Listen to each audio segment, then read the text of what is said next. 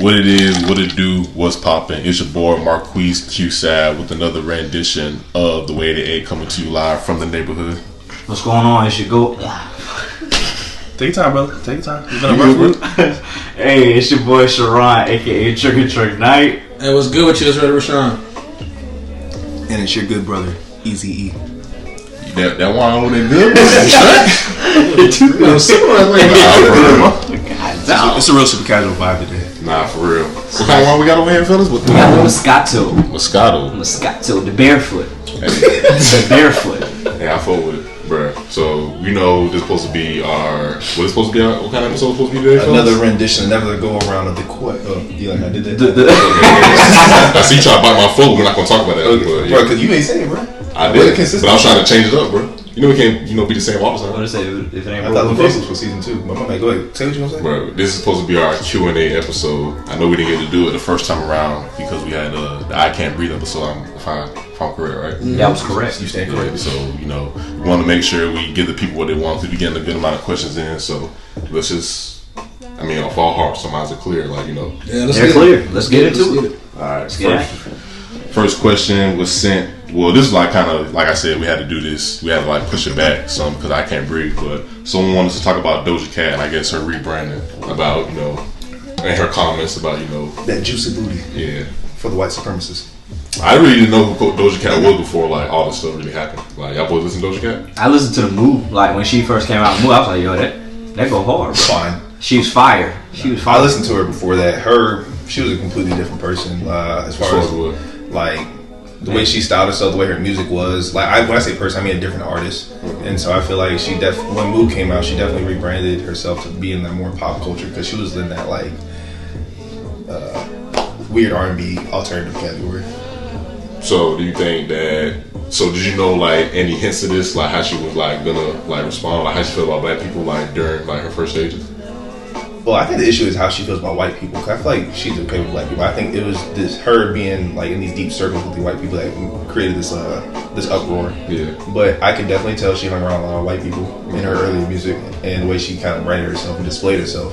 But I didn't know it was gonna be this bad. I ain't you can do dirt, but you ain't need to let yourself get this dirty. Right. Yeah. She completely rebranded. What is rebranding? Because I'm not really that familiar with Doja. She's used to wear these wigs. Her videos used to be on this trippy acidic you do drugs acid. She remind me of Nicki Minaj a little bit, her concept a little bit. When she had this bottle, the little short hang time wigs and whatnot. Yeah. Like I said, Doja, her flow and style is way different from what she did started off with. She's more tailored to that pop culture now, but also she kind of then got that bolstered I'm all about this type vibe now, I tell you how it is. And like I said, she used to then be like that, like how Eric was saying. Her rebranding is actually just like Nicki Minaj's when she was doing that spaceship and almost like Anaconda. That's what her rebranding reminds me of. But man, way to shoot yourself in the foot with this one. Where's she from? I'm not sure where she's from actually. I don't remember where she was from.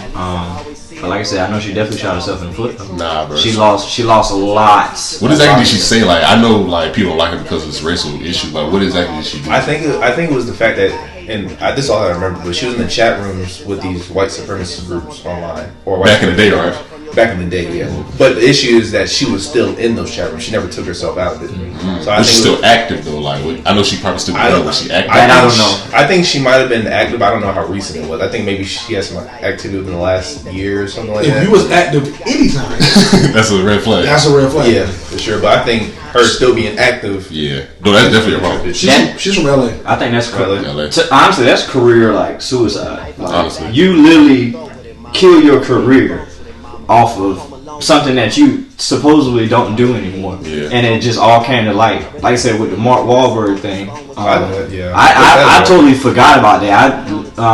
About him chasing after black kids, saying we'll kill you or something like that. I can't remember. Wait. It was back long time ago, when he was in his younger stages, and I think he was. I don't think that's okay at any age of your life to do. Yeah, so he tried to get it off his record, I think, and that needs to stay on his record. Yeah. But I guess it didn't go away, and people was finding it because, like I said, he was supporting the movement for Black Lives Matter, and then that's when everybody was like, "Oh, Mark, you don't remember doing this?" And that's when they started slamming him. He needs to be held. He needs to be held accountable for what he did. But I feel like I'm not gonna knock anyone that realizes the ignorance of their old ways. Right. But I'm not sure if he still feels like that now, though. No. Mark has. He's remorseful. Yeah, he's remorseful. He, like I said, he's apologizing. You know, he said he wish he never did that, but he said, you know, don't judge his past character for what he is now, because like I said, I mean, when people look at it, yeah, people do change. Like, nobody wants to be judged on, like, hey, well, yeah, I did make a mistake when I was young. Like, we all are young at one point in life, and sometimes we don't have all the answers, and that's probably the way he was brought up on.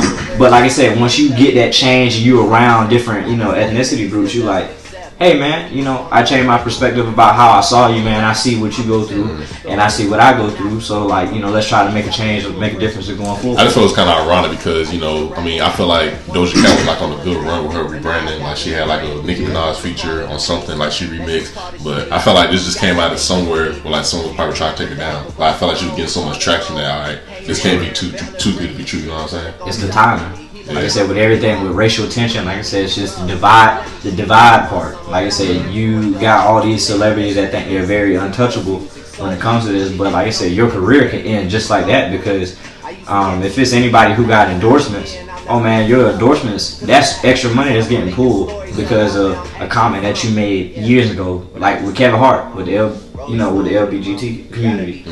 You know, those comments, like I said, he said back in 2009. But I don't feel like people realize that was comedy back then, and I don't feel like he was really taking necessarily a stance using derogatory terms and shit. That was comedy back then. That was funny terms. Like, that was under like cover topic that nobody talked about. I'm not saying it was right. But I'm just letting people be. First of all, we want to unpack everything about comedy. Comedy has always been like really like it's raw. Like, come on now, bro. Like, so we're not just gonna nitpick. People just want to nitpick because he Kevin Hart. Yeah, that's in my opinion. But Dave Chappelle, we living in right now. Dave Chappelle even said it. He said, you know, comedy is just real.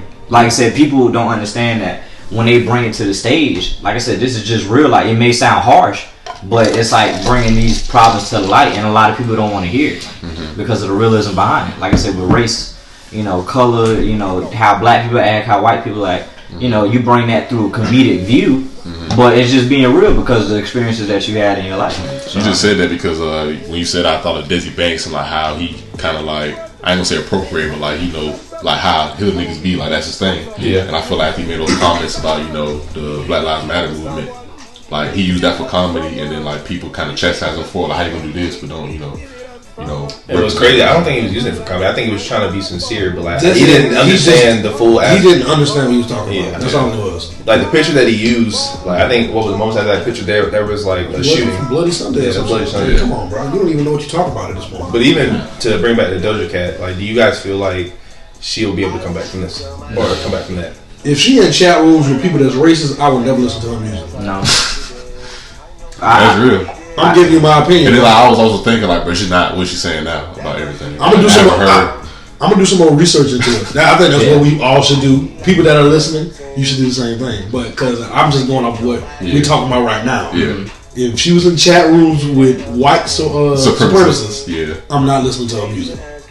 So put it like this: let's say you're buying a car, but on the Carfax it says that there was 2 accidents before, and that did some body work done, but you got the car now and it's perfectly fine. Are you gonna get the car?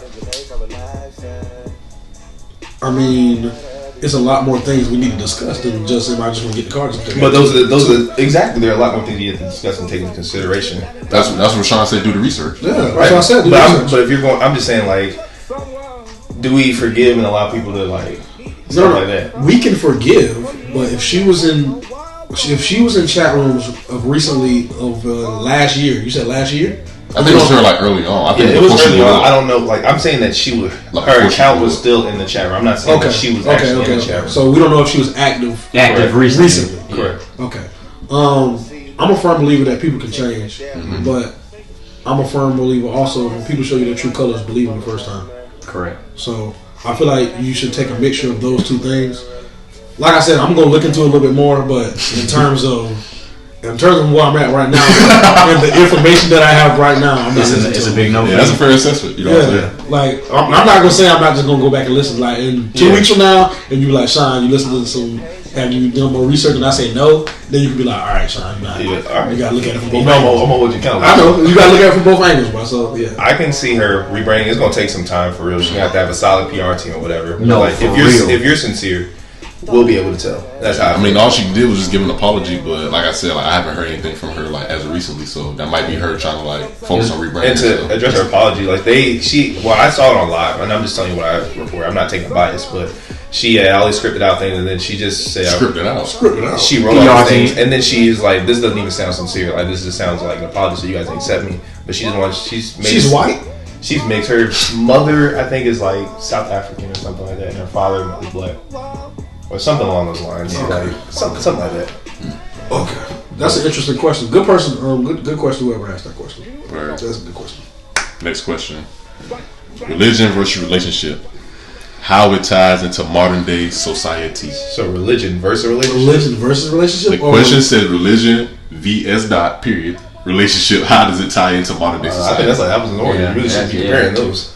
I guess but are they asking like relationship within religion? Like you got one partner that's all about religion, one that probably doesn't believe in God. That's what I'm saying. I think they're like seeing like how your relationship like ties into your religion. Like, does it support it? Like, are y'all like both believers in Christ? And I was also thinking like, how's your relationship with God? That's all I was thinking too. Okay. So we can answer both if we like want to. Like, oh yeah. Let's answer both because we don't know which question. So I have a third question in addressing that. Can you have a relationship with someone that doesn't have the same religion or faith as you? I'm gonna answer that right now. No.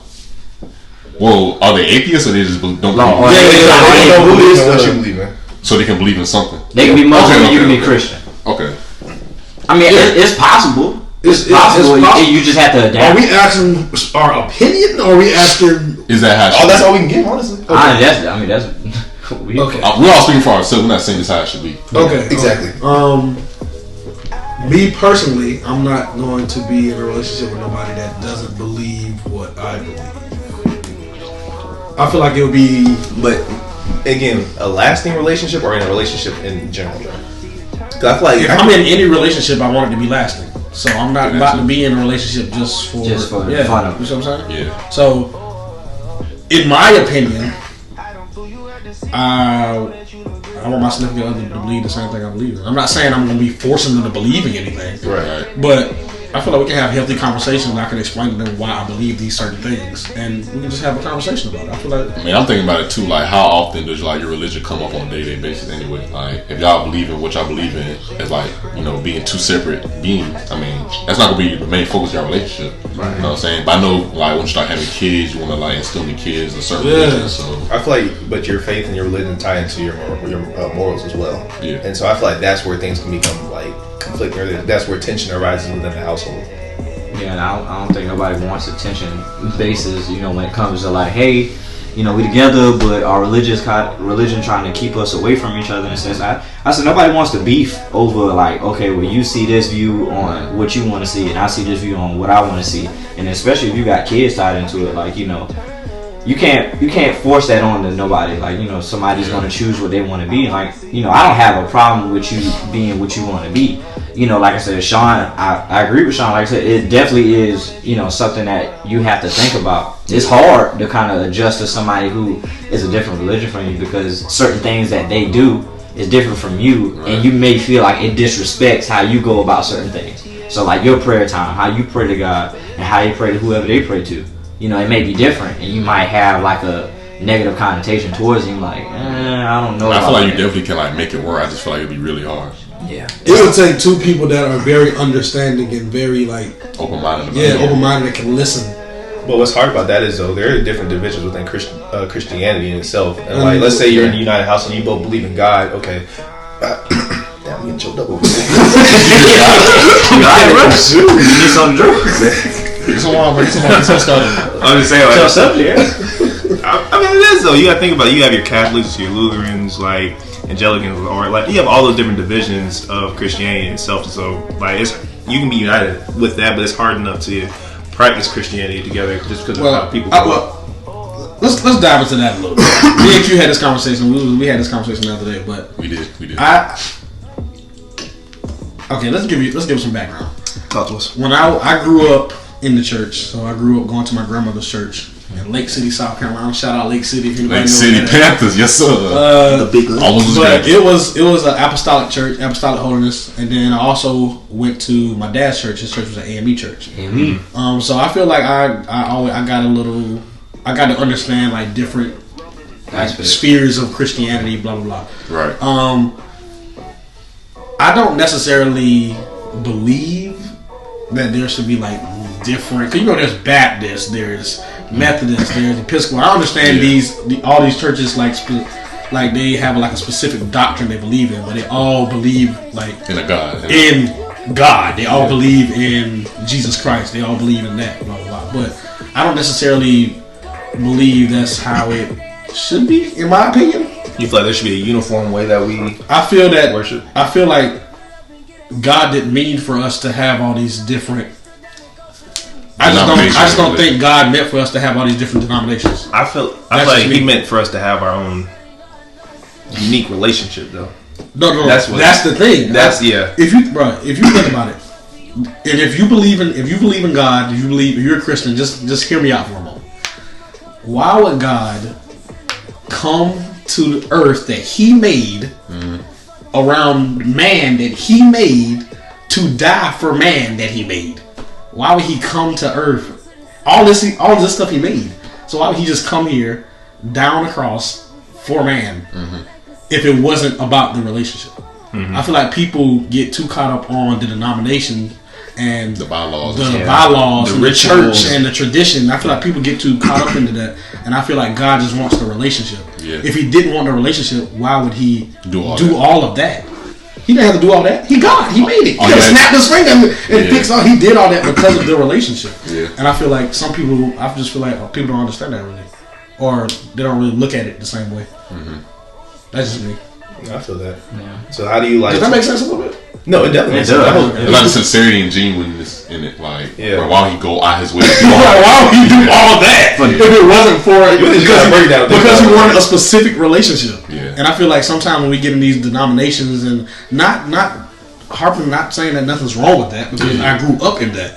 I'm just saying I just don't think that's what God wanted. I don't think He wanted us to be all divided up in all this. And another thing, people love the church, aka the building, too much. Yeah. Like you said, Sean, the church walks on two legs, right? Exactly. Church walks on two legs. And people think that they can find a relationship through the pastor. Exactly. If anything, the pastor is just the making guy, you more aware that the God is right there. Exactly. He's just a man. He's a man first. Exactly. Or she's a woman first. Shepherd.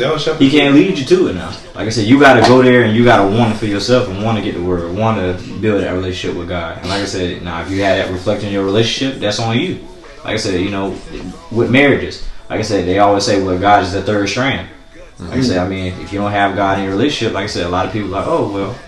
Put it like this, He should be the strand because God is love. And you're Sheesh. love. Let me get off. That's a good question, though. What was the second part of it? Yeah, the second part of it. I guess your relationship with God, because we talk about having God in your relationship, but like, what's your relationship with God? All right, so let's put it like this. So you say that you want your person in your relationship with to have the same faith as you, or like believe. I would prefer. So at what point do you guys start acting on your faith? Is it when you get serious? Like praying together, going to church together, stuff like that? Yeah. I mean, I think if you already have, but let's be realistic. This is the thing that we need to try to figure out. Are we trying to find our relationship with God together, or are we? Should we already have a relationship with Him? Yeah. I mean, I think you should already come in it with a relationship with God. Not saying that you have to have somebody to have that relationship with God. But that could work if we both in the same journey. Like we both on the same, like in the same spot, and we both trying to find. Like, yeah, absolutely, we need to do the same exact things. But I think anyway, if I was a Christian for 40 years and she just became a Christian last year, like we need to be like. Yeah. I mean, this is a part of what I do, so I feel like. I mean, the guy not gonna love y'all any less. Like he love you, but he loves somebody who's in there for 40 years. Yeah. You know what I'm saying? So that's an interesting question. That's an interesting spin on it. Whoever came up with that. What was the third one? Or do we answer the third one? No, Ed just made a third one. Yeah, I just made that was pretty good though. I like that question. Good question. Whoever asked that. Yeah, whoever asked that is a good question. All right, our third question: NBA season possibly restarting. Now this was back when we didn't know we were going to get an NBA. First of all, that's not even a question. But yeah, it's not a question. I mean, it's We know what's coming. Well, we got you. I think the best way to spin on it is like Kyrie Irving's take on it. I think he said that some NBA, the NBA should consider not having it resumed to make a stand for the Black Lives Matter movement. So what do you feel? And then there was Austin Rivers' side where he addressed that this is how we could make a voice and protest, and just from getting that paycheck from playing the NBA, we can use that to allocate to other resources in support of the Black Lives Matter movement. So I guess, what are y'all's opinion on that? I mean, I don't see a wrong in both sides in a sense. Like I said, they both have a right to their opinion. Like I said, it's good parts that can come out of each situation. Like I understand, Kyrie is, he feels like uneasy with everything going on. And it's like you don't want to just hop back on like, hey, since basketball here, we can put that on the back burner and then do that. I think sometimes Kyrie comes off in that sense. He comes off a little bit aggressive towards certain people, and he may get overlooked and like, hey man, Kyrie just tripping. But I don't think he's tripping. I understand where you're coming from with that sense of like, he wants to showcase and say, hey, I just don't feel like just playing basketball right now for the aspect of everybody else to please them is where I want to be. I think that's how you're looking at it too, because Lou Will said that a lot more people are tired and dying from not being able to watch basketball than worry about the people that's dying during the protests in George Floyd, Ahmaud Arbery and Breonna Taylor. Like, you're more worried about that than actually like seeing us like, in a better spot with our justice system. I I personally take like Austin Rivers' take on it, because it's all about finding the best effective way to display your message. Correct. So you could take a stance and not like, so you decide not to play, but like somebody else is going to play basketball for you. The NBA season is going to restart regardless. Exactly. So I mean, we got players to play, but players are going to play. There's not the whole. There's not one time where none of these players, some of these players are not going to play. If LeBron sides with Kyrie, the NBA is not playing. Well, LeBron wants to play. Yeah, LeBron. I'm just saying, like, they get a big enough star or enough stars to equate to LeBron James not playing, then it would take everybody. Out of 80, it was 80 that was on the phone call. 80 players on that phone call. Yeah. I said, that's 80. And it was like KD, Carmelo. Well, KD ain't playing anyway. So you said what? KD ain't playing anyway. Zion ain't in the playoffs anyway. So they got invited back. I think Kyrie Irving is trying to like get enough people to side with him, because he knows that if I get enough people to not want to play, enough stars to not want to play, the NBA's not going to do it. So what do they do with show out like this? Let's say like they wear the I Can't Breathe shirts, Black Lives Movement shirts in the lineup, and like they've been doing that. No, but check this out. Hear me out. They're about to play the game, because they play like 8 regular season games before the playoffs, whatever. Right. They don't play. They get all dressed up and don't play. Don't play. That's a movement right there in itself. They should do that for the first game. Honestly. So you're saying allow them to have the NBA season of stuff don't change? Let all those star players come together. Okay. And don't play. We have to understand that a lot of the change is going to happen regardless. Right. But change is not going to happen this fast. Right. What I'm saying, I think the change we're talking about specifically, people want like specific legislation to be passed. All this, that's not going to happen like between now and. But like even and then they're talking about like the season like starting back in like December. Mm-hmm. Like it's gonna be still a lot of things going on in December. So we're not gonna play in December either. Like I see what he's saying, but change takes time. It's all this change that we want is going to take some time. It's not gonna be immediate. It's not gonna be just we just gonna do this. It doesn't work like that. That's not how law works. That's not how the justice system or the political sphere works. Yeah. And these officers probably not gonna have trial until 2 years from now. Like that's like because you gotta get all the case stuff situated. You gotta get all your evidence. Cases can take years. That's what I'm saying. Like all this stuff gonna take a while. And then even with that, like you're doing this for Black Lives Matter, but what specifically are you trying to see? Like you want the police officers arrested? Do you want legislation? Like that's stuff like that isn't clear to me either. Right now, I think you need both for that. Right, but he hasn't expressed it. He just wants to take a stance and not play because he feels like that they should use that platform. But I think you need a specific goal, and like I feel like that's the thing with the Black Lives Matter movement. I'm not knocking. I'm just saying like we've done specific things for a reason. We've got like results out of that. And so him taking a stance and not playing, what are you trying to showcase? Okay. So you don't know he's actually like standing up for it. You just know he's not playing. He just Like my profile said, you got to be specific with your demands. You can't just say if you think about it, if you vote for your mayor and you never asked him for anything,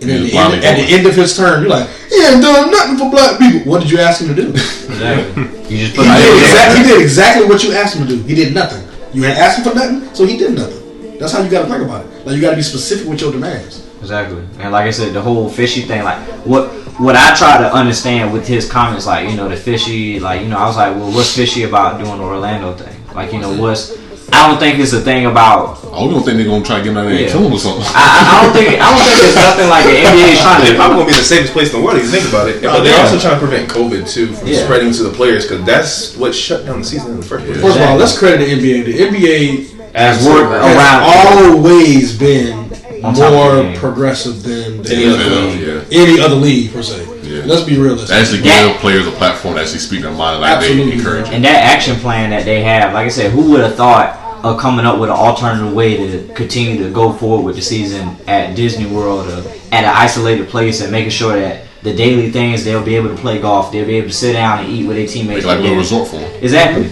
They still get to kind of feel at home, but then they still got to go through the bring their families too. Yeah, some of them. And I think Doris Burke was talking to Richard Nichols and said, like, nobody's going to be happy with the way this turns out. Yeah. Like, the ultimate goal was to bring basketball back. It may not be in the most perfect way, but there is no perfect way to compensate in a perfect situation. A pandemic. We are still in there, and the second wave is still probably. Y'all gotta stay in the house, bro. The numbers are continue to rise. We gotta understand, like, you know, we still have to be careful. Like, just because we started going outside more, you know, that doesn't mean like, hey, it's gone. Like, you know, we still have to take the proper precautions, and that's what they have to do, and that's why they have all these protocols in line. And like I said, like Eric said, nobody's gonna be happy with the true outcome. Everybody happy? No, because at the end of the day, they be like, oh, well, it was a throwaway season. And I said, well, at the end of the day, the season continues. There's still, you got basketball. Yeah, you got basketball. You got what you wanted. Yeah. So you can't, you know, beggars can't be choosers. You got basketball. You got it set up the way that, you know, they set up in the playoff format. So whoever wins this year, yeah, some people are not going to take it serious because it wasn't the original format. But now we have to adapt and overcome towards the new situation that's at hand. So that means probably less games next year because we're starting in December. They said the fans might not even be like able to come to. They said they're going to use 2K sounds in the building. What? But speaking of 2K, bro, are y'all boys getting a new 2K? Got to. Am I getting it? I'm somebody else. I saw something today. It was like it's the same thing. It's the same. You paying $60 to see another nigga get a little bit more sweaty. No, like the graphics like he's more sweaty. Like it's different. I tell because like I said, I'm like real diehard 2K fan, but like each year, the only thing I pretty much look for is my team, my player. I don't really go to the park like that no more. But like with everything that's going on, you like diehard 2K fan.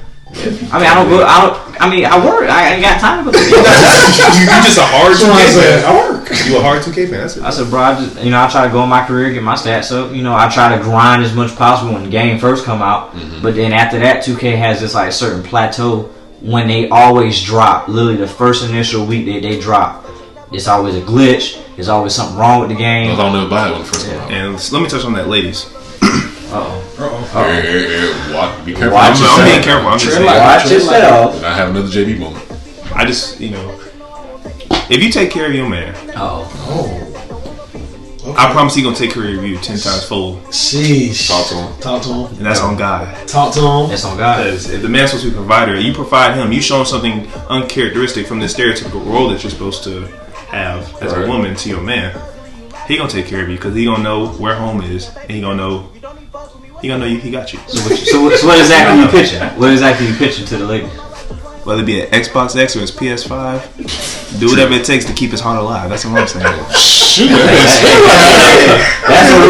a real shit. Little spoken word. Spoken word, bro. That's what I'm saying. Just take it. Hey, give me some snaps, bro. What's the next question? All right, yeah, that wasn't a question, but I guess that was a good thing of discussion. That wasn't the question. No, it was. Okay. All right, I'm gonna let you read this one.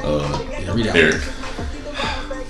Why y'all be on Heartbreak Drake head all the time? The animosity is there. That's not a question either. Like, what are we supposed to answer in that? I guess why y'all always attack me every episode. We don't attack you. I didn't ask that question. Okay, let me go make a disclaimer. Y'all don't know Eric like we know Eric, so you just seeing what Eric wants you to see right now. But we really have to keep Eric on the rest because Eric be on some hell ass shit sometimes. Yeah. Cap. You gotta reel him back in sometime. Like, hey man. Eric said you can be the first one to turn Hollywood. That's not what I said. That's not exactly what I said either. What'd you say? I said it. See, there you go. No, I just I said I was gonna be happy when we got there. That's all. I'm gonna feel good.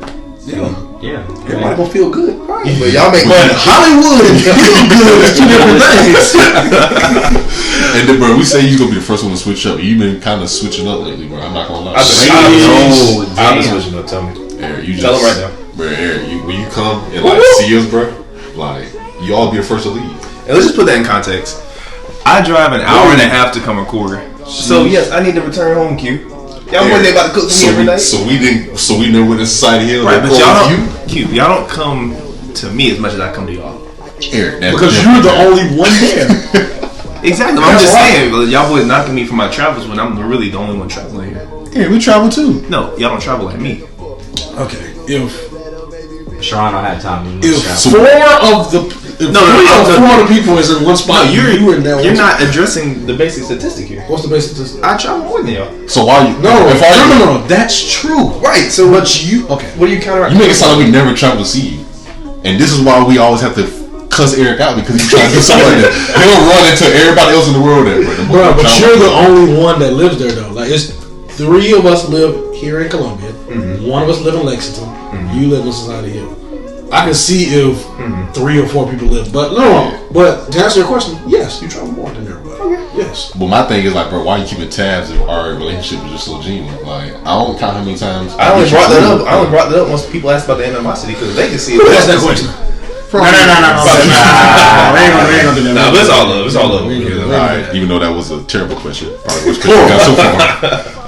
Next, this is not even a question either. Like, y'all gotta, when we say question and answer podcast, we expect some questions and get some. Maybe they want not statements. No, they want to talk. Nah, they just said shoot. Y'all know what I mean.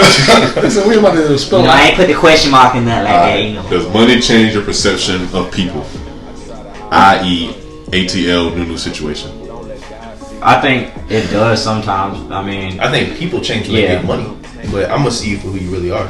Yeah, like I said, you can talk behind money. Money talk, bullshit running marathon. I guess it mean like because you know they say wait. Money talk, bullshit running marathon. That shit was hard, didn't it? That shit was some spoken word, but I think people were like more. Cause I saw this debate on Twitter the other day. It was like or somebody said, I think 21 Savage said it that rich guy can build up not poor like getting like money, but like I guess it's not in the same space. So like even money wise, a rich guy can build up a poor girl, but a rich girl won't even look in the poor guy's direction. That's probably true. Yeah. What did B Simone say? She can't have nobody working 9 to 5. Well, see, okay, I can kind of like from her. Sure, that's the type of woman. No. Because she don't seem lazy. No, she's not lazy. She's not lazy. Look, she's not lazy. But I think, like I said, she isn't wrong for how she feel about what she want in a man. Because, like I said, you want something in a woman, but like I said, she just. Side note, that's Sharon type of woman. Look, I don't care. Like I said, at the end of the day, she don't want a 9 to 5, type of guy. Like I said, most 9 to 5 guys making more than half of these entrepreneurs out here. Just being real. But she's making a point that a 9 to 5 guy can't think in her same mindset. If y'all both get money, how many more mindsets? I didn't like the 2 a.m., the 3 a.m. comment. Like, yeah, if my guy doesn't understand that I'm gonna be up at 3 a.m. Like, I didn't like that. I understood what she was trying to say, but just the wording, the execution. She didn't say it the right way. Like, you gotta mean what you say and say what you mean. Like I always say, like she just wanted an entrepreneur. If you just want an entrepreneur, just say that. Don't say you can't have nobody dating a 9 to 5. And then she said like he can't clock into work.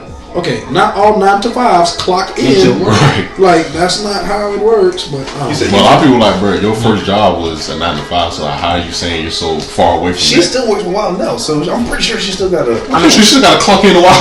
Yeah, they just gonna let you come in. You ain't no celebrity. I mean, at the end of the day, she got her right to her opinion. Yeah, I'm about to say she want to be. I mean, that's who you want. I probably won't holler at you if you got that mindset. He probably peeped that a while. He probably peeped that a while ago. Y'all don't think this is crazy though that Desi and B Simone been under scrutiny because they've been doing that. And they both started off with doing the little videos in his cars. Yeah, that's funny, bro. That's why I never when celebrities do stuff, bro. They doing it because they want to show you that's what they want to express. But bro, when people, I'm not gonna say when people mess up, you see the true colors, but bro, 9 times out of 10, when someone messes up, it's way back before they got famous. So this is what they were thinking before they even got to the spotlight and showed you how they wanted to be perceived. You know what I'm saying? I think once they get something new to experience, like I said, she experienced something new. She seen something new that she liked. I'm like, hey, ain't nobody gonna knock you for it, but you can't just sit there and it's like you shitting on the 9 to 5 men and women. I mean, like I said, ain't nothing wrong with working 9 to 5. Ain't nothing wrong with busting your ass. Sometimes that's what you got to do. And I mean, depending on how much money you make, that's how much money you make. But I think we just look at it as, hey, if you're not making more money than me or at the level, you know, I'm not gonna have the patience to kind of work with you. And I think that's certain people nowadays. Like, I feel like a lot of old people, like that's why a lot of old people don't really get remarried that often, because like, usually they're not gonna be at the same financial position and stuff like that. And the guy, 9 times out of 10 will look like, dang, I gotta help her. Or I gotta like make sure she's like on my level. But I'm not saying that's all the time. But like a woman, like I feel like she won't take the time to like really help a man get back on his feet. It's some. I'll say it's some from experience, like just from friends that I've seen and certain relationships that they've been through. I would just say like they kind of cater to their man in a sense, and if they down in the moment, they'll kind of help them out, say, hey, I got you and stuff. But some people's like, oh, you don't got the money, or you can't take me out. Like how we had that conversation about McDonald's first date at McDonald's, Olive Garden type stuff. Gotta go safe. That's my saying. I gotta go safe. I said, but you can make that work though. Yeah. What do you go to McDonald's and then go to a park and y'all sit down and eat McFries? I mean, it's a thought. It's a thought that counts. We can pull up to McDonald's. I said, get whatever you want. Look, you ain't got to be on the dollar meal. Get whatever you want, girl. You want that? I got you. Come on, now. You want that $8 meal? What you want? What you want? You want your food now or later? Come like, on. It's just like you can get a combo if you want it. Bro, we can do it all. You can supersize me if they had it. You want a drink too? Come on now. You don't gotta get water. you can get 2 drinks. Look, you can get 2 sweet and sour. But yeah, I think to answer that question, money does change people. Yes, in a certain scenario, but it depends on how much money you're making. Because if you're making a substantial amount of money, you need to move differently than how you was moving when you was broke. So you feel like if you got money, you would, and like you got money like B. Simone, then you would be thinking on her platform? No. I was specific with what I said. There's a difference between switching up, and moving differently. Which one is she? I think B. Simone just did. I think it's always who she was. She didn't understand what she was trying to say. Like she was trying to explain. She just want an entrepreneur because she just want to be around that. She's around that. That's what she say. So she want. Because she was probably saying when she was her now around that. Yeah. So that's probably what she's like. That's probably what. But the way it came off, it didn't come off the right way. Yeah, she just didn't communicate the way she was supposed to, which is your problem sometimes. Because you be saying we should know what you mean, but you be saying what you be saying. We should be repeating. You're right. I shouldn't think about the niggas I know for like at least 8 years should know what I'm talking about now. Hey, go to the next question. Some BS like that. Alright, this is not a question either, but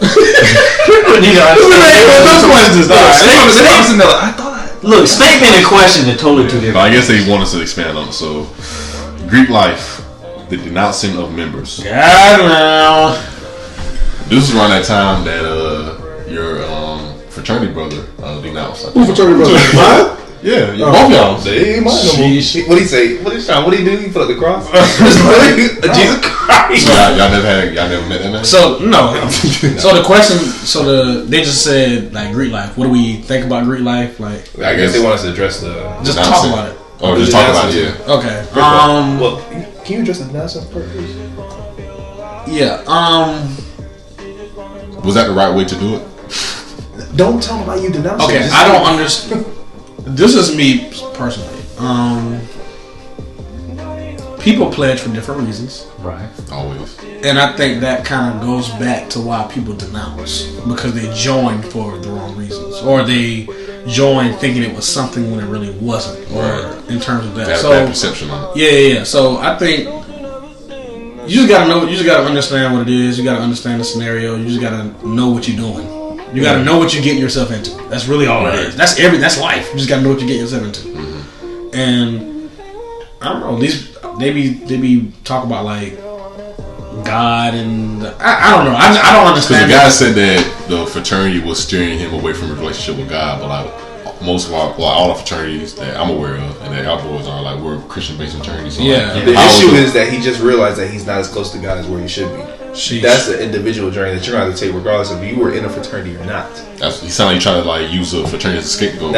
A lot of people like these, like them realizing that God exists as a reason for them to depart from their fraternity or sorority or whatever. Mm-hmm. And that's not the case. And I feel like it's very insulting for you to even broadcast that on a platform. Like, send in your letter and let it be that, and then continue on your journey, and then realize what a mistake you made because they happen to be interconnected. Like, that's how I feel about it. So you think they make a mistake when they denounce?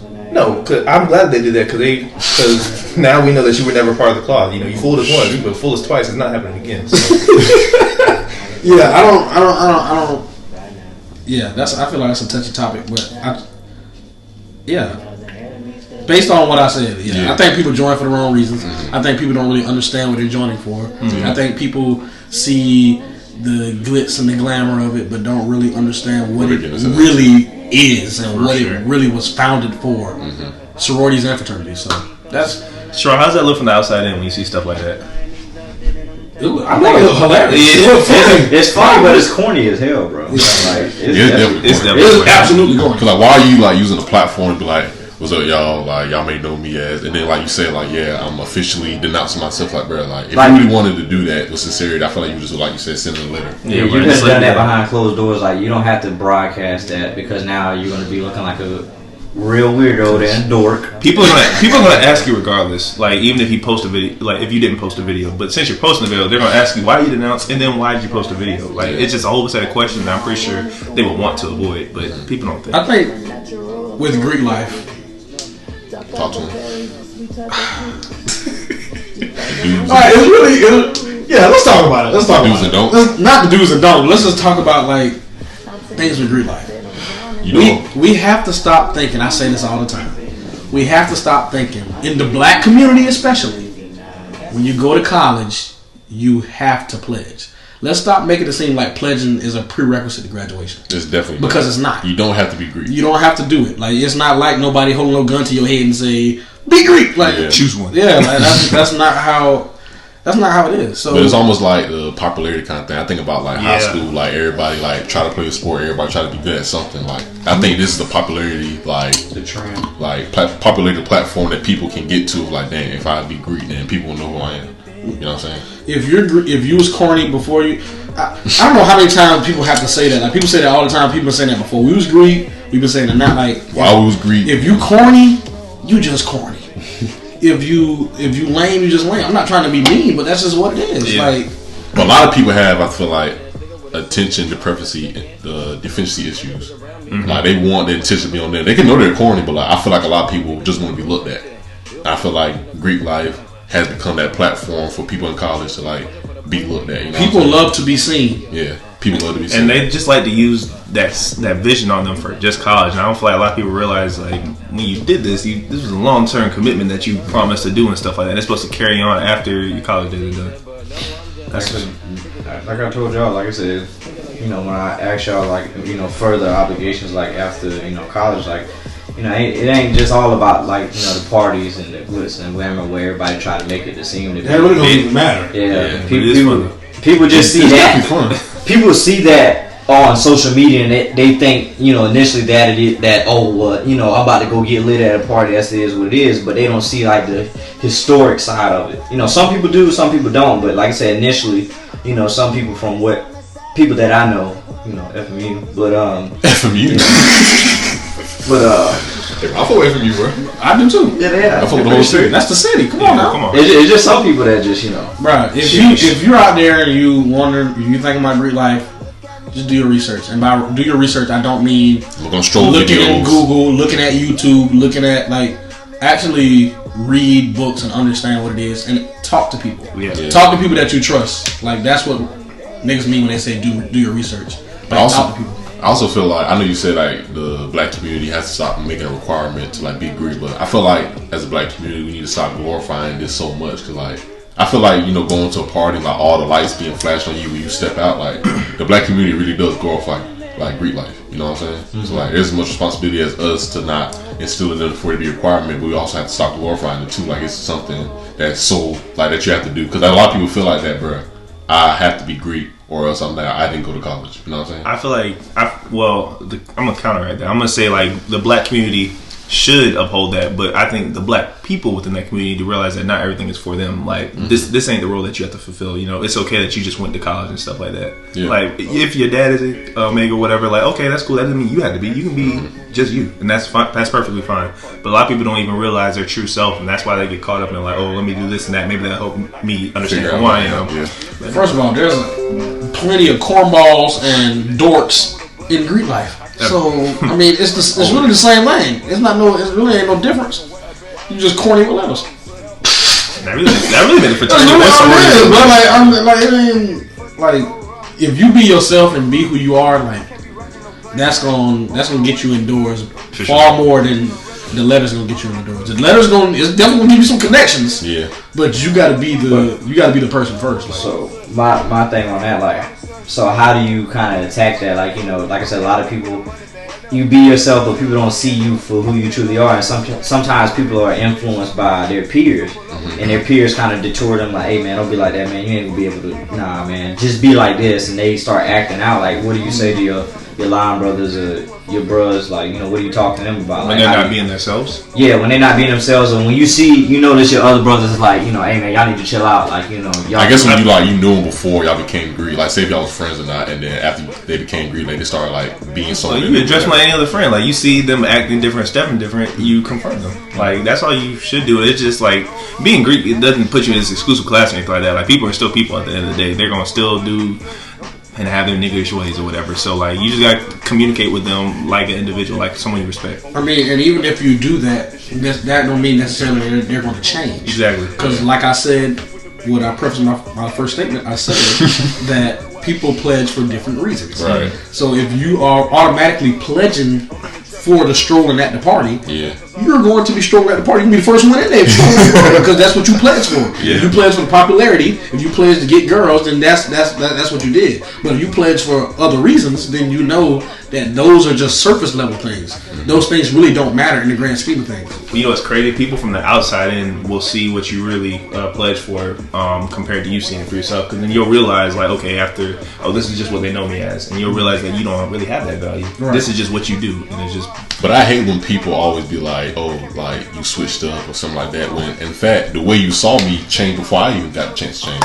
You know what I'm saying? Bingo. Like, a lot of people say people switch up after they become Greek, man. They really didn't, but a lot of people's perception is so skewed that you're supposed to switch up. So that's what I automatically think. Like I'm gonna have to look at you a little bit like 2 times different or like 2 times as much because I feel like you're gonna switch up. And I hate like this. What does switch up mean? Like, what does that like? You gonna switch up? What does that mean? Like that mean you just? But I goes back to what you said. Like being different and moving different are 2 different things. Yeah, like, I mean, moving. But y'all know the perception that they have for like each fraternities and stuff like that. 2 people from the outside in looking like that. I also don't like that because like you'll have people like, oh, I wasn't gonna talk to you because you were a Kappa or whatever. I know how Kappas are, or I wasn't because you're Alpha and stuff like that. Kappas. I was gonna say, tell me right now. And they can't just be like, y'all just move funny. And it's like, okay, like we're all individuals at the end of the day, so get to know us as a person, and then from that basis, you can judge individuals. You don't need to judge a whole. In my opinion, I just think people. I think we put too much stock into it. That's honestly just what I believe. I just think everybody put too much stock into it. Honestly, I feel like these fraternities and sororities were established for great reasons. They were established for like if we talk about our fraternity was established because they didn't. It wasn't. They had to. They was in the Midwest. Like, come on, they had no like. One of our founders literally sat outside the classroom to take notes. He couldn't be in the classroom because he was black. Like it was certain things like that. We got to remember that stuff when we pledge these fraternities or sororities. Like we got to remember those things. Like we can't really be thinking like, oh, I can't wait till I probate. Like that's really not what matters if you like really think about it. But yeah. That's a good question, though.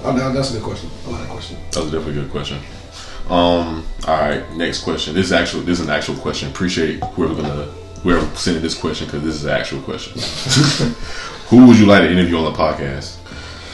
Ooh, you want a list? You want a long list or short list? I guess everybody can give their 5 or whatever. Their 3. 5, 3.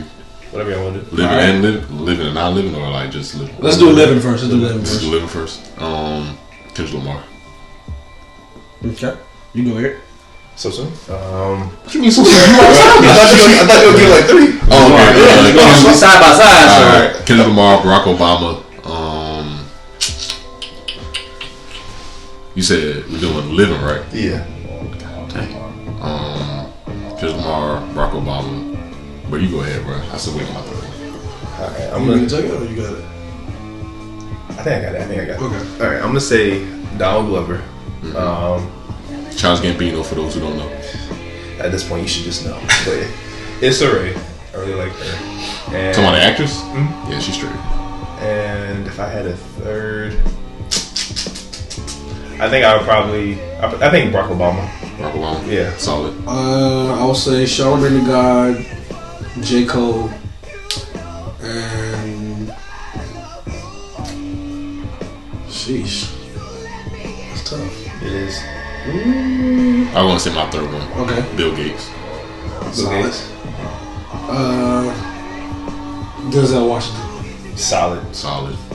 Can't go wrong with that pick. And first of all, I feel like Donald Glover. I feel like he would fit in perfectly with our crew. I don't know if I ever watched his interviews or anything like that before. I think but like is on the same mindset as us. yeah, he's just so chill. Or Strong. You already know who I'm going with first. Chris Brown. Got Chris Brown. Like I said, you got Kendrick, Will Smith. Will Smith. Yeah. Will Smith definitely was somebody I want to interview. I think Cole. I definitely want to interview Cole. Gotta get Cole. Cole and Kendrick like at the same time. Carolina nigga, gotta get If I can have them At at the same time, like that would be. That'd be two, man. I don't know if you can fit that many. Yeah, we can't do. close. Yeah. J. Cole, if you listening, Yeah. holla at your boy, bro. Holla at us. Pull through. Why do you Eric, I want to ask you like why do you pick Donald Glover like the interview? I just like Because his, Star Wars? Nah, he was doing something for that. With Q, don't. For, I was just asking, bro. I know you like Star Wars. right, no, but you would just be like attacking Star Wars, like it's not. No. But we're gonna get back to Donald Glover though. I just feel like what he's done as far as in the multiple industries that he's been in, his voice that he's heard. Like he was a comedian. He wrote for 30 Rock. He was on Community. He wrote for that as well. Atlanta, hit TV show. Even with the music, This Is America and other things like that. I just feel like he's touching a lot of industries, but he's able to really buckle down and get to the truth of himself. And he hasn't let like anything like kind of conform him to what pop artists like our popular artists should be. And I watched his interviews with the Breakfast Club. And he's just real simple minded. I feel like he's aware of where he came from. Like he's from He's Stone- simple minded. Yeah, he's from Stone Mountain, Georgia. You know, he's just like What, you from Stone Mountain? yeah, bro. I didn't know that.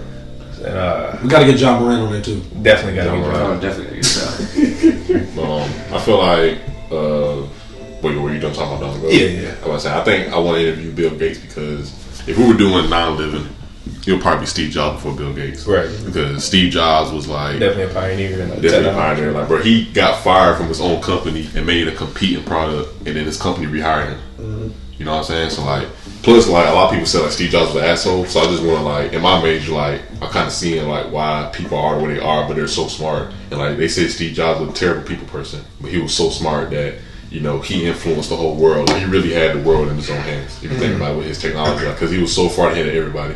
People was like, bro, I don't understand like how he's doing the stuff he's doing. But I think Bill Gates was like his close competitor because him and Bill Gates used to work together. Okay. Before like they went their own ways. Were they at IBM? Yeah, they was both at IBM. Okay. And they worked there, but Steve Jobs got fired. You didn't thought I did that, did you? Well, I know you, bro. You know some stuff, bro. But Bill Gates is the second closest person I know I could get if I didn't get Steve Jobs. But it would first be Steve Jobs. But Bill Gates, you know, probably knows Steve Jobs more than anybody, so it'll probably be him. So Sean, for you, like, what is it about Cole that makes you just Jake. Jermaine. Cole. That's your first vinyl. If those of y'all don't know, J. Cole is my favorite artist. He probably always will be my favorite artist. But I don't know. I feel like I've always been around music. Like I said earlier, I grew up in church, so I always had a love for music. But when I heard Sideline Story by J. Cole, that was just different. That made you a fan? That made me a fan. And then I found out he was from North Carolina, and I was just like, it just gave me something to relate to him, and I've just always been a fan of his music through everything after that, like Cold World, Born Center, Forest Hill Drive. I feel like Born Center was what made me all that. Like I don't know. I really feel like him being from North Carolina was like the real thing that really made me like get a connection to him because like we always had all these like other rappers, but none of them was like from around here. Yeah. So like that was kind of like the closest thing. Like, so I was like, made it real wow, like yeah. he from Fayetteville? Yeah. That's not too far away from you. Like I've been to Fayetteville multiple times. I'm like, bro, what? That's a stroke and a hiccup. Yeah, so that's definitely why. Definitely J. Cole. All right, Sharon. Why you want Chris Brown? Why you want interview Chris Brown so much? I'm not gonna lie. Sharon is probably I'm willing to bet Sharon is the biggest Chris Brown friend I know. I'm willing to bet anybody. I'm like no one's a bigger Chris Brown friend than Sharon. No, absolutely not. I don't know, like you said, I mean, well, I know, but What is it?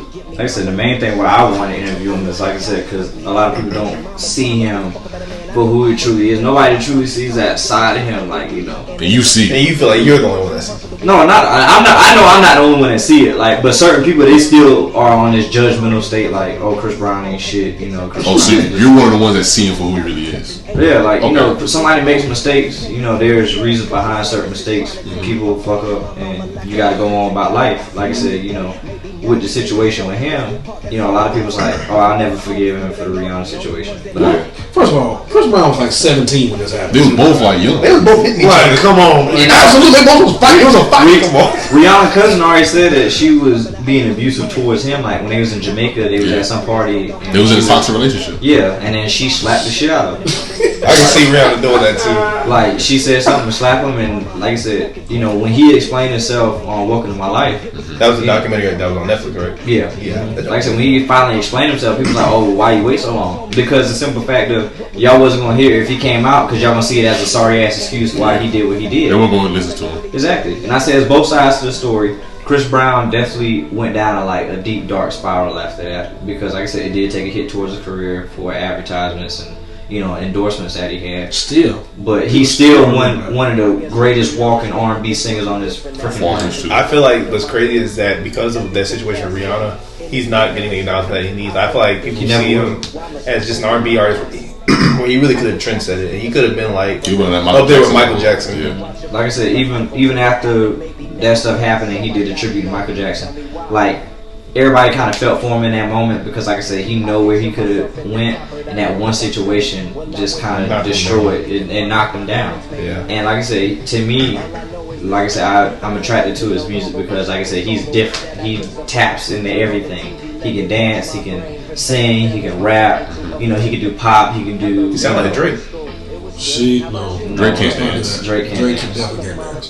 Drake makes dances, but he can't He did the dance. Hotline Bling, Tootsie Slide. I feel like that man kind of making trends out here. Okay. I mean, Go ahead, Chris Brown though. I said, damn, boy, he's Nah, I'm gonna tell you. That's on me. That's on me. That's what we talking about, y'all. I mean, Heartbreak Drake. I mean, Chris Brown paid the way for a lot of people, man. He did. That's true. Like, if you notice, like, for a while before, I think Ty Dolla $ign, before he started coming up in the feature game, everybody had Chris Brown on their shit. That's Chris Brown. Chris Brown was the feature king. Like, if you got Chris Brown on your shit, that shit gonna slap. That's true. I think it was like Lil Wayne and Chris Brown. Like, I think if you look at Lil time, Wayne, Chris Brown, Ty Dolla. he was under Lil Wayne's arm for a little good minute too. Mm-hmm. Lil Wayne to go. But Lil Baby is Lil Wayne's favorite rapper. So Says a lot. Why would it Be a lot. Alright, y'all, so we're wrapping up the Q&A, but we have one more question that the people want us to answer. One individual goal that each one of you have, just for life in general. We all can answer that because our good brother Juwan McClam is absent out there in the battlefield. I was about to figure out what phrase we was about to use just now. You talking about? He's like, is absent. You can start it, Q.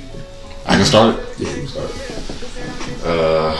See, Lil Baby just came up on the background. Go to I guess one of my life goal I want is I just want to be sure that whatever I want, or like whatever my people want, or like whatever my kids want, I just want to be able to provide for them, and like I want to be able to like be a resource that everybody can like I guess go to, because like I said, I always wanted to be the person that I always needed when I was young, so I want to be that person now for other people, because I feel like in our community and even like in my own household, I feel like a lot of my family members are like not steering down the right path, and I just want to be able to like have enough money, have enough faith in God, be disciplined enough, be at a good point in life where I have enough peace. I just want to be able to like be a role model for like people that can look up to, and of course like get money, get rich, all that black people stuff that everyone wants to get out the hood. I'm not from the hood, so I can't really relate. But I just want to have like generational wealth, obviously.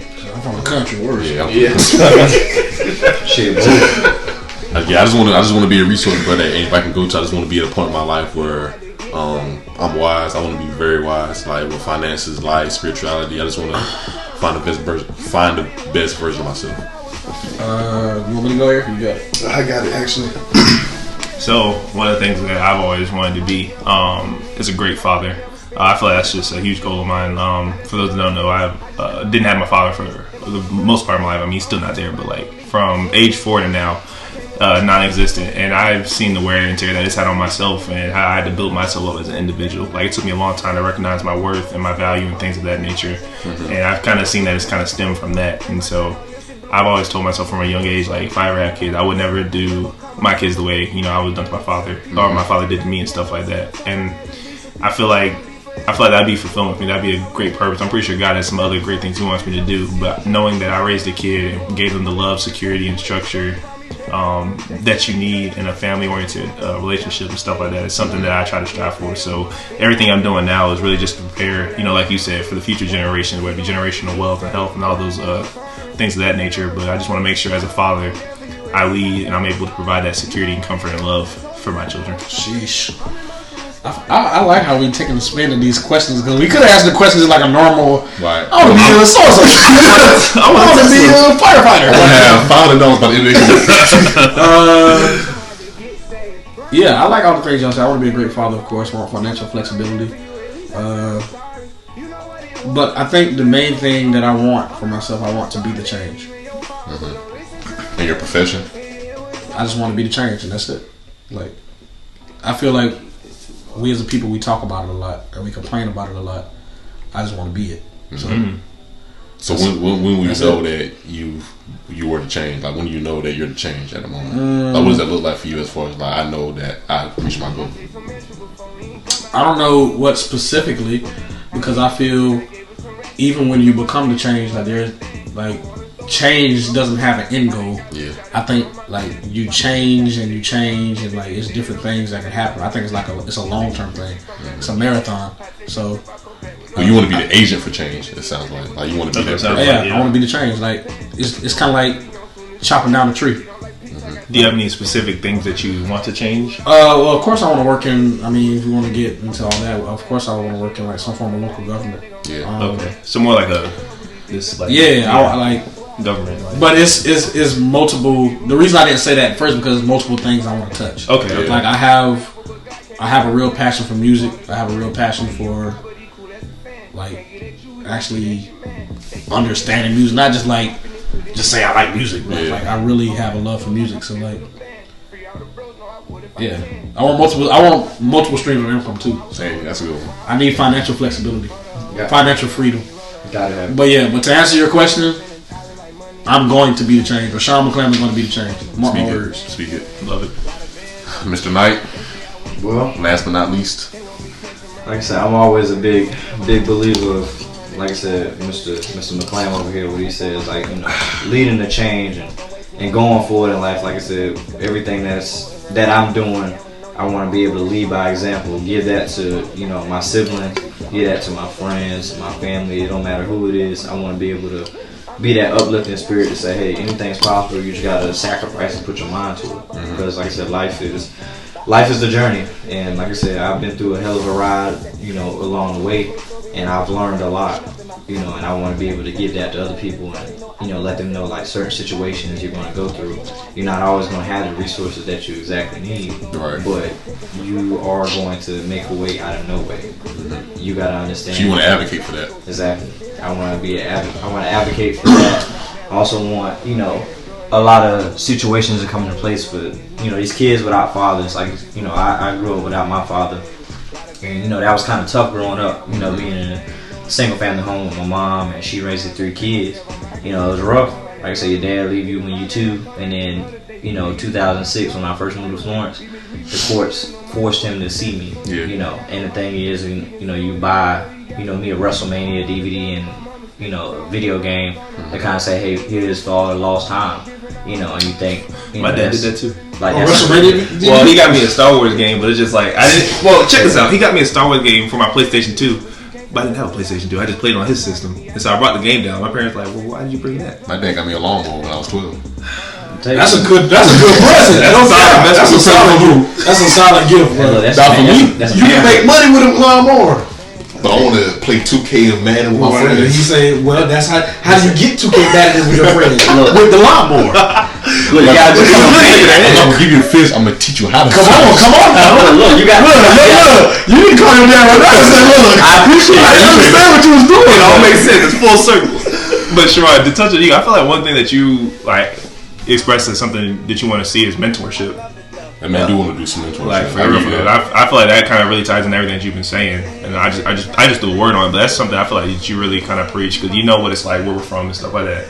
You know, Florence, like it's easy to get lost in the city. It's easy for you to not make it out, and so like just being that voice, being that male figure or whatever, I could really see you like making leaps and bounds in the city or like really wherever you touch down at and make your roots grow and your trees extend. Like you could really make that change. Shoot, I know that's still that's what man. Man, speaking of his life, man. I definitely appreciate it. Like I said, Right here, boy. it's always something. It's always something to look forward to. Like I said, whatever I can give back and whatever I can give to y'all, or I can learn from somebody. I'm not that one person that's going to just put out and not try to receive and whatnot. Share the wealth. Like I said, that's something that I want. I want to be able to learn. If we don't share the wealth, how the fuck we supposed to grow? Sheesh. Who said that? I can't remember who said it, but I know I know you were talking about. the song. It slapped though. I know. I can't remember what song it is. You gotta find it right now. Well, I feel like fellas, a good Q&A episode. I want to thank everybody that sent in some good ass questions. I'm not gonna give out too much free lunch because we still got the rest of season 1 to complete. We still got some more stuff on the way. Got some more visuals coming. Send in any suggestions you may have for us, any feedback that you guys have for us. Still look out for Broken Records. That's our baby. We like to take care of it, make sure that's nurtured. So like y'all are, everybody's in the neighborhood. So like as much as y'all want to see this grow, like y'all have much input into it as we try to nurture and stuff like that. So it's your boy Marquise Q signing out. It's your boy Sharon, aka Trick or Treat Night. All right, man. Y'all boys be easy. It's ready to return. It's your boy EZ and all those looking dark. Joy will come in the morning. Peace.